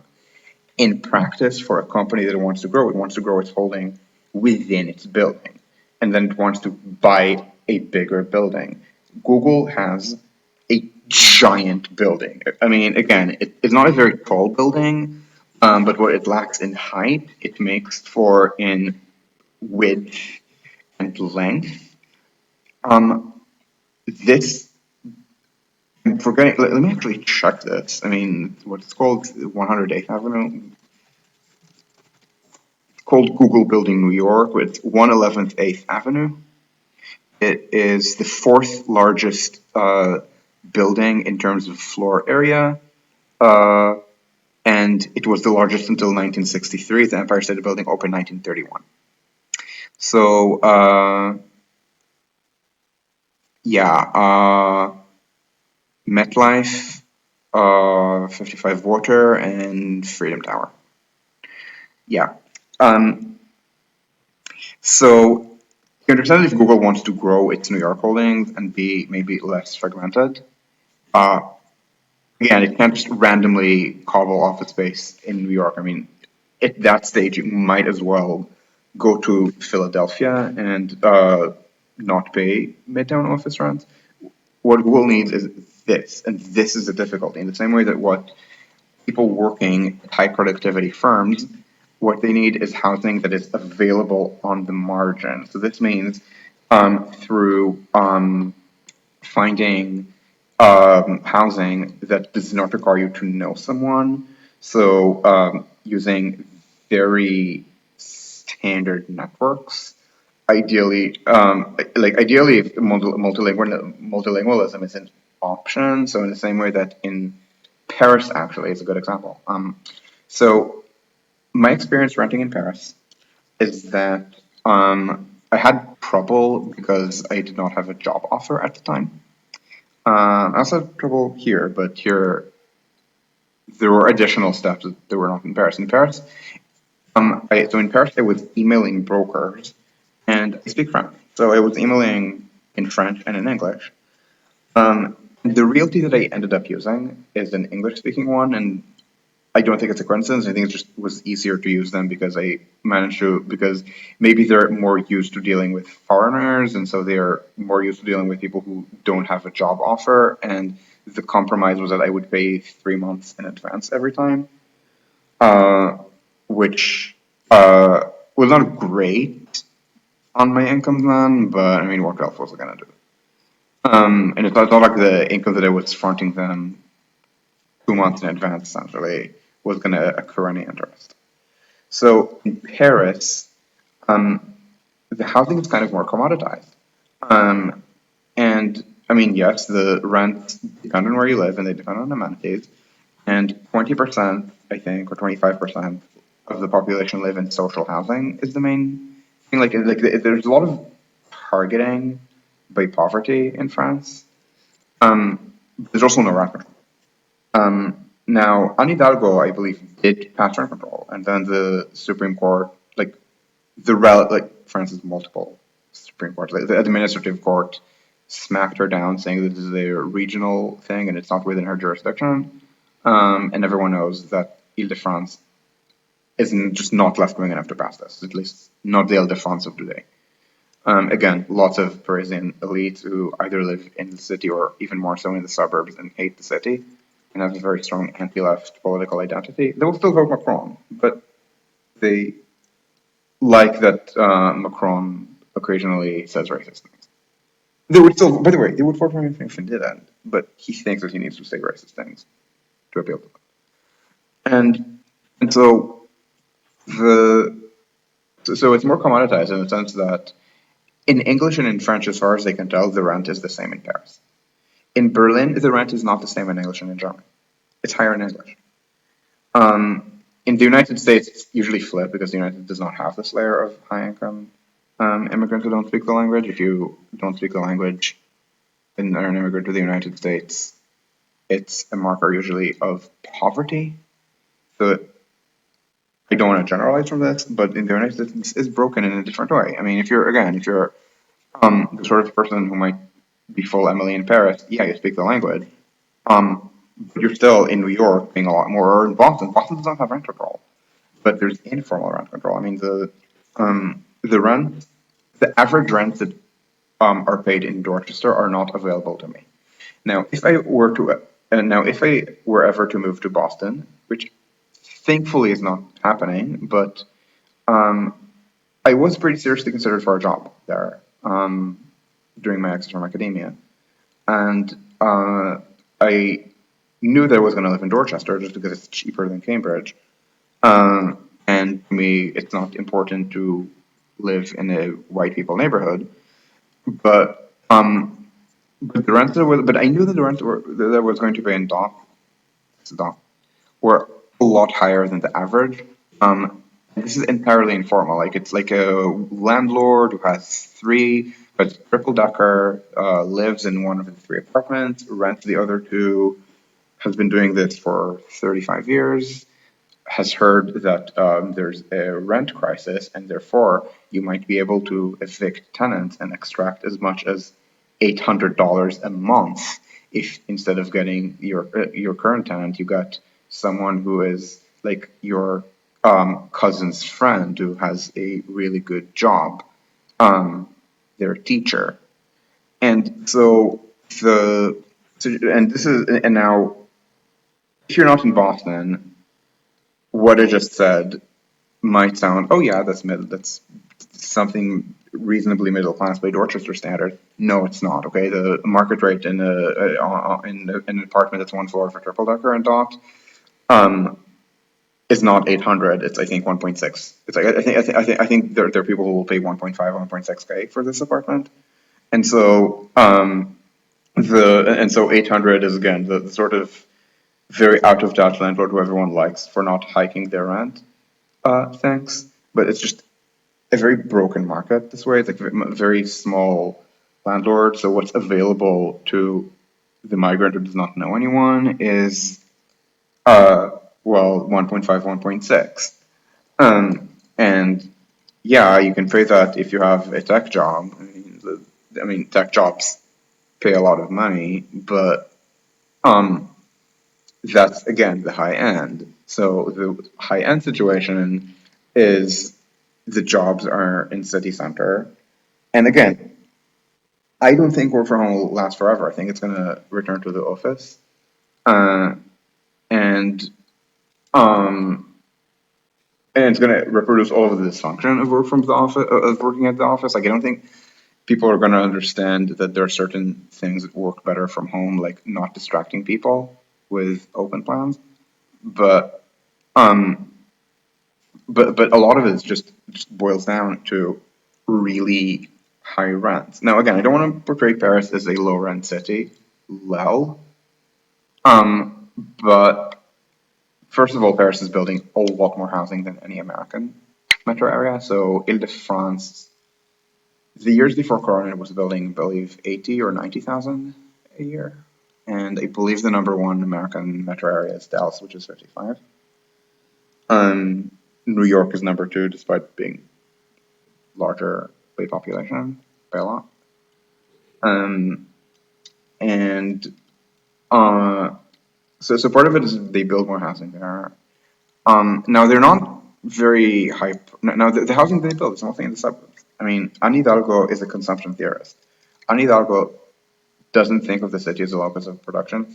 She thinks of the city as a locus of consumption. She's wrong. But in the inner suburbs where they build a lot of housing in Ile-de-France, they make sure to build it on top of train stations, on the metro, on the rail, on parts on the lines that they're building. So the Company Express projects. So they're doing actually a lot of DoD in the Paris region. They just don't replace housing in the city very much. Just Europe does not roll this way, unfortunately. But the stuff they build is, don't think of it as the suburbs. Think of it as, I don't know, Queens. Um, or Ash, for, maybe, I don't know, Oakland or something like that. Like, I mean, Paris is the size of San Francisco, right? I mean, the and so I mean, same geographical size of San Francisco, and maybe 3 times the population, uh, and probably comparable levels of job centralization. So so the thing to note is that this is kind of a prerequisite of having public transit, because where do people take it? In big dense cities. Why do people live in big dense cities? It's not because they like big dense cities. Yes, some people do, but not enough to fill a big dense city. Um, it's because it's more productive to work this way. And this, and it gets to the point that when that vanishes, people are already speculating where they're going to leave the Bay Area to, because they hate the Bay Area. I mean, the Bay Area, I mean, has real problems, and then they compound them by making up problems that are not there, by deciding that because the prosecutor in the city does not sufficiently hate black people, then it means that crime is out of control, and every chain that claims that the reason it's doing a mass layoff in the entire United States, that's Walgreens. They're doing this mass layoff, and they're saying that it's because the San Francisco prosecutor is not doing enough to deter burglaries, while again doing a nationwide closure.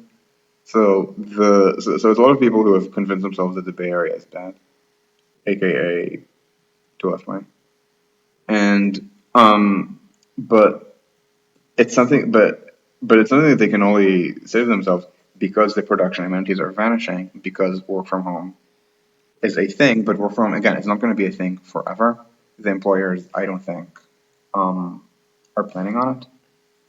And so yeah, the sort of people who are retired at age 35 aren't going to live in San Francisco. But I mean, rich cities.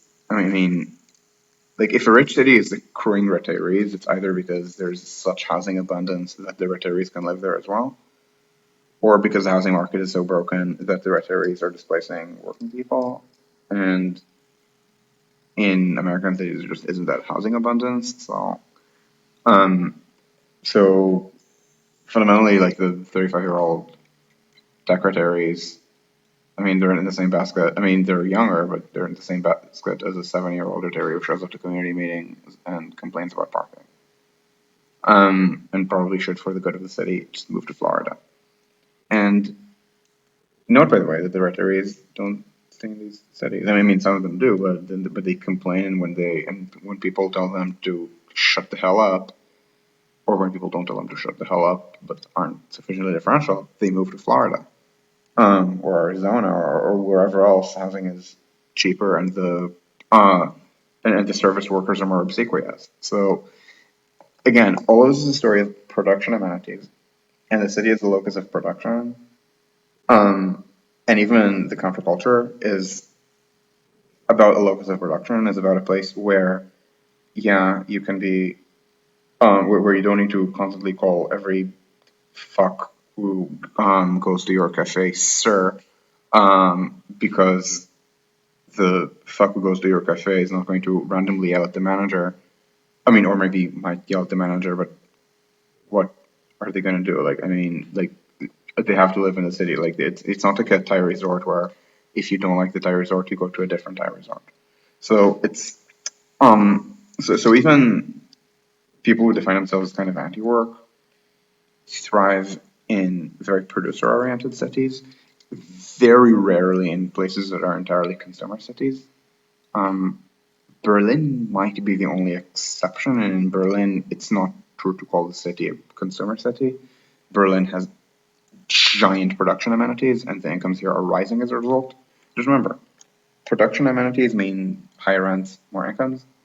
higher incomes, consumption amenities mean higher rents, lower incomes, because consumption amenities substitute for income. So, um, so if you're seeing a very high uh, rent in the city, it could be either, but if you're seeing very high income, it's production. It's not consumption. And in Berlin, we're seeing rises in rent and we're seeing rises in incomes. Why? Because the city has production amenities. It is the capital of Germany. That's a huge production amenity. It is also very Anglophone, which is also a production amenity. It means that firms that expect to recruit from the entirety of Europe move here. Um, they could also move to Frankfurt. Frankfurt is also very Anglophone.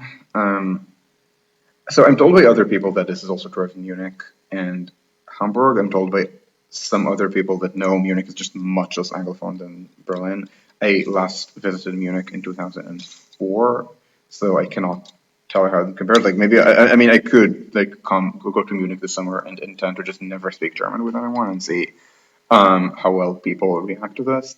But in but in Berlin, the Anglophony rate is less than Amsterdam and less than Stockholm, but still very high, um, which is very different from Paris. And this, for example, attracts firms that look for, let's say, pan-European headquarters for a pan-European team. They might go to Amsterdam or Stockholm, yes, um, but some of them would go to Berlin, and so a lot of tech firms are here. Lots of tech startups. I think we have a lot of crypto in Germany of all things. We have the really annoying things of like when people have too much money from like the PayPal mafia or from the companies that were founded by PayPal mafia have business ideas and they come here rather than to New York or San Francisco or London where they will have to pay higher wages and higher rents. Like, I'm not portraying Berlin as like a very rich city, it isn't, but my point is that we're getting richer as a result of production amenities. And work from home essentially kills the production amenities. And without production amenities, you don't have cities. Without cities, you don't have public transit. And that's on top of the temporal issues regarding the temporal issues regarding rush hour and traffic. So, so I think American transit agencies are trying to think of like some kind of future of easier and more equitable service with mass work from home and with rush hour not existing anymore are deluding themselves. Yes, you should flatten the peak somewhat, especially in terms of service. You should not be doing the thing that Boston does, for example, where at rush hour the trains are running every 7 minutes and off peak every 13 or whatever the red line does out of sadism or actually in the Bay Area they actually do it a lot better because BART is actually a lot flatter. So pre-corona, I believe BART was running 24 trains per hour, maybe 22 trains per hour through the tube, and off peak it would be 16, right? It's four lines each running every 15 minutes. Now weekends they do far less, and that needs to be fixed. And evenings they do far less, but need to be fixed. But interpeak, um, they actually run a lot of service. So this is actually something that BART. I don't know what it does now, but certainly before the pandemic, that BART did well. And so you probably want something that's more like that than like the peakier things that you see in New York or Boston or Washington, or anything touching commuter rail. Like Caltrain runs every hour. I think maybe they changed. Caltrain may have done it every half hour off peak as one of these move service from peak to off peak thing, but this would have been very recent. Before the pandemic, it ran hourly off peak and 5 times an hour at peak. Like 5-to-1 ratio is unheard of here. 2-to-1 is about the highest anyone would ever think of, and in German transit culture, 2-to-1 is unusually high. Maybe it will be on one specific service that interlines with a bunch of others, but on a trunk line, it's going to be 1.2-to-1 or 1.3-to-1. I mean, I can't even think of 1.5-to-1. I mean, I think maybe, I think on the ring, there's half service for a 2 hour window of peak. I have no idea why it exists. I'm sure there's a reason. The ring runs every 5 minutes. except that there's 2 hour midday period when it runs every 10. It's not truly every 10 minutes midday, because to me, midday is between, let's say, 10 in the morning and 3 or 4 in the afternoon. This is between more like 11 and 1 or 12 and 2. Um, I don't know, again, I don't know why they do it. Um, but basically the off peak which is most of midday, so it's every 5 minutes, same as peak. So yeah, you should run service more like that, but do not assume that rush hour will go. Do not tell people that you're not doing rush hour anymore. Do not tell people that transit is somehow dangerous. Do not normalize this. Transit is not dangerous. And I'm not saying transit is not dangerous in Europe. I'm saying transit is not dangerous. There's a lot of moral panicking about this. A lot of this moral panicking is classed and racialized. Essentially, it's people who are used to a certain level of segregation who do not get this segregation on public transportation, so they make up reasons why public transportation is bad. Things like creeps and weirdos, or they tell lurid stories of crime and antisocial behavior that and they know this because they do the same in Berlin, and they specifically negatively stereotype U8, the line that I live on, the line that I ride the most. I can tell you, all of these stories are bullshit. It's and I ride at very odd hours. It's not that it's like, yes, I notice it's like maybe people are a little rowdier at 10 at night or 11 at night than they are at 3 in the afternoon, but it's people who are being somewhat louder at 10 at night, and it's not purely on my end. It's people making excuses why they don't want to spend time in racially diverse neighborhoods.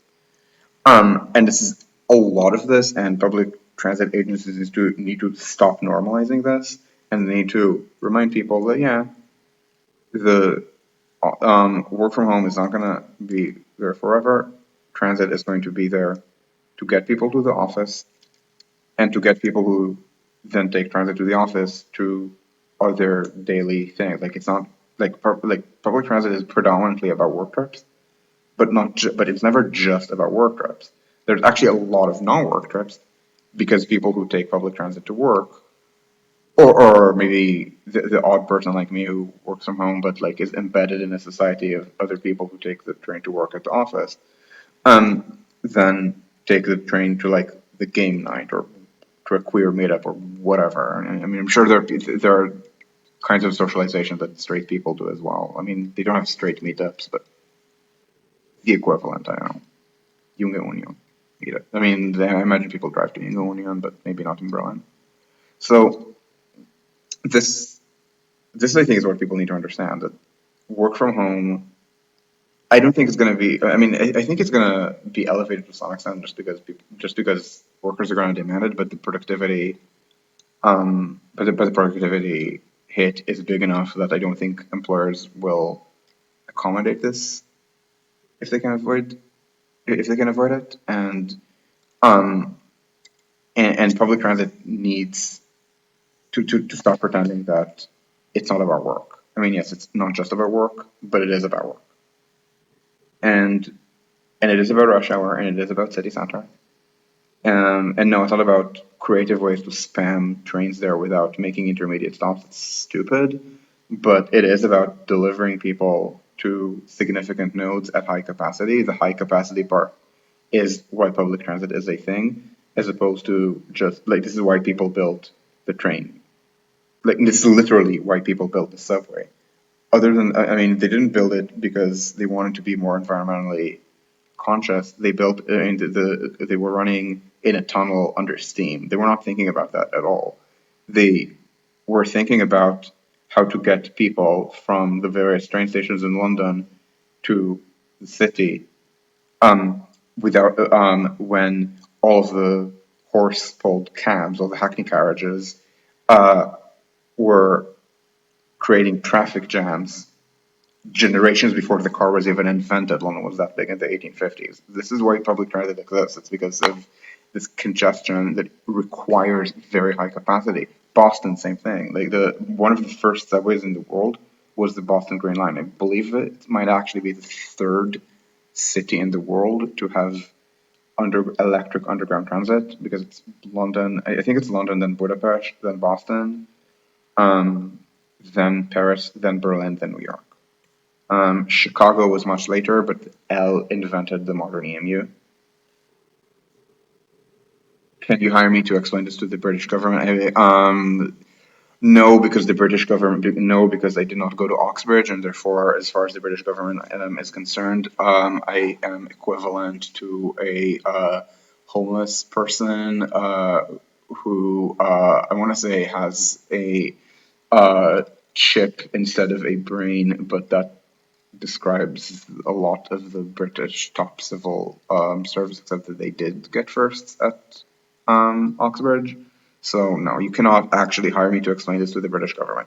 The British transit activists, I do talk to people about like these models, and some people do and some advocates do talk to me about issues of random red tape that has incompatible that there are different regulations in Britain with incompatible requirements. Um, and um, and that is a thing. But I mean, like I don't know to what extent the advocates in Britain are anti-work as opposed to not just work. My understanding, at least in London, is that the timetables are already fine for off-peak. Like the tube.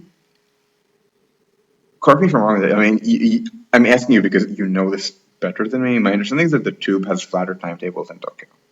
Like Tokyo is 2 to 1 peak to base ratio. London is like 1.5 to 1, right? Or 1.4 to 1.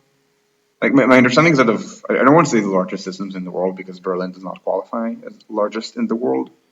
Not this side of, I don't know, 19, I want to say 1950s, probably this side of World War II. Um, but, um, but London is possibly is one of the flatter schedules, at least on the tube. I mean, the commuter rail is kind of weird, as I understand it, but they are trying to flatten the schedule, and that's fine.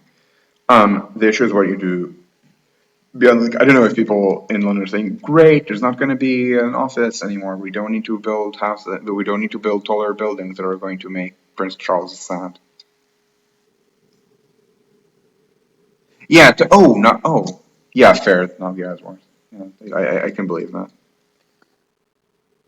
Yeah, the fact that Nagoya manages to have, I want to say about the same rail ridership, maybe even a little bit less rail ridership than Berlin is kind of impressive. Um,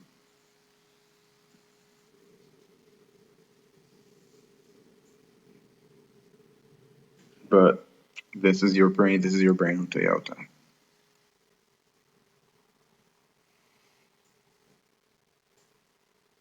Yeah. So, and like, I'm not saying that you should orient your servers entirely around the peak. And I do appreciate that in Britain the timetables are not very peaky, but you need to understand that the peak exists. The peak also exists spatially. Again, it doesn't have to be an American high kurtosis peak where city center is like 5 blocks and then everything around it is single family sprawl, high Atlanta. But you do need a pretty strong center, which by the way, London has a pretty strong center. I mean, I can't tell you how strong because I mean, I have seen data, but I have not been able to extract numbers from it because the data actually was a little bit weird. But my understanding is that London, like things like Westminster, the City, Tower Hamlets, Islington, Southwark, like they actually have pretty high job density, all things considered.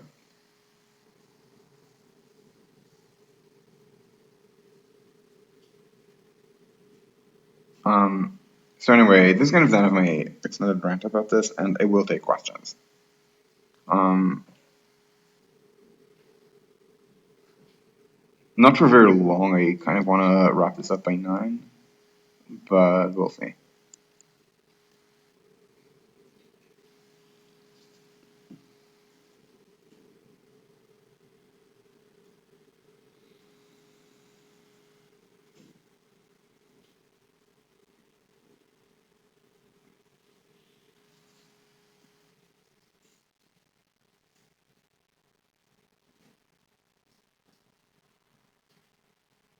By the way, I'd like people to see this because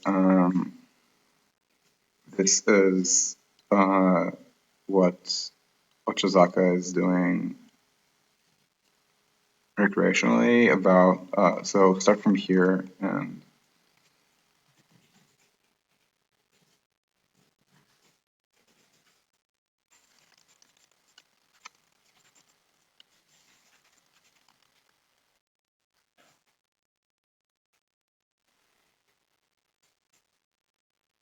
so very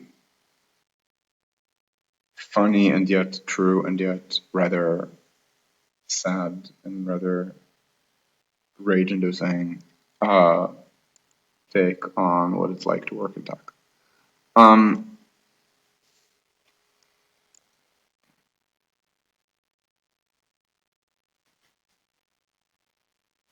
Olvidada info. This is Kobe.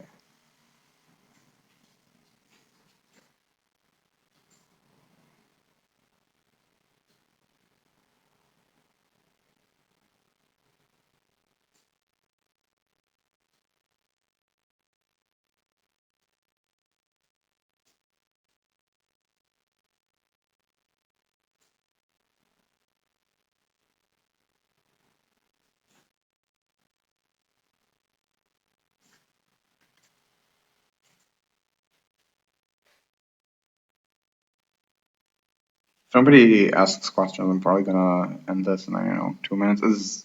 As a reminder to everyone, I give people a little bit of time because there is a little bit of lag, and so I don't want to be in a position in which I say thank you, goodbye, as I want to still typing something. I don't see if other people are typing here in chat. It's not like in instant messages or on Discord or on Slack where you see if someone else is typing.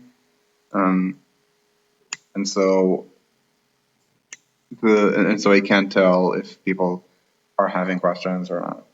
And again, there's lag.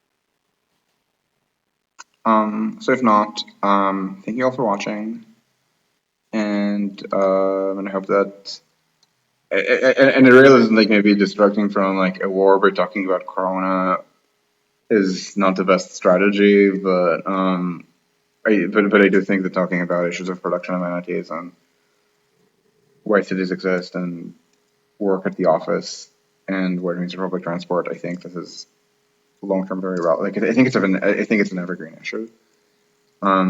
It's just that Corona kind of I think clarified a little bit just because there was so much working from home happening in tech even before that I think the reason that the increase in office holdings for the big tech firms in New York, for example, is because they were already internally debating the issue of work from home, and Corona kind of answered that decisively. And no, yeah, you can make this work, but only in the short run, not the long run. You're going to get into too much technical debt otherwise.